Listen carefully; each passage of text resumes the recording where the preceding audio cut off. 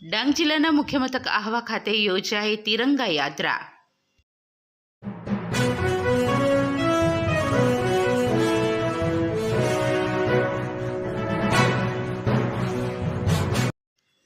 ડાંગ જિલ્લાની મુલાકાતે પધારેલા રાજ્યના કૃષિ, પશુપાલન, ગૌ સંવર્ધન, મત્સ્ય ઉદ્યોગ, ગ્રામ ગૃહ નિર્માણ અને ગ્રામ વિકાસ મંત્રી શ્રી રાઘવજી પટેલે આહવા ખાતે આયોજિત તિરંગા યાત્રાને પ્રસ્થાન કરાવ્યું હતું। રાષ્ટ્રીય ભાવનાને ઉજાગર કરતા શ્રેણીબદ્ધ કાર્યક્રમોના સથવારે આયોજિત ડાંગ જિલ્લાની તિરંગા યાત્રાની આહવાના ગાંધી ઉદ્યાનથી શરૂઆત કરવામાં આવી હતી। આ યાત્રાએ નગરના મુખ્ય માર્ગો ઉપર ફરીને લોકચેતના જગાવી હતી।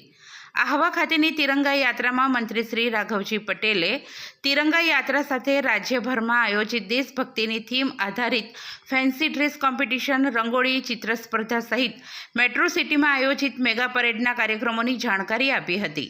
દરમિયાન રાજ્યભરમાં તિરંગા સેલ્ફી, તિરંગા શપથ, તિરંગા કેનવાસ, તિરંગા ટ્રિબ્યુટ, તિરંગા મેળા અને તિરંગા રનનું આયોજન કરાયું છે તેની પણ ભૂમિકા સ્પષ્ટ કરી હતી।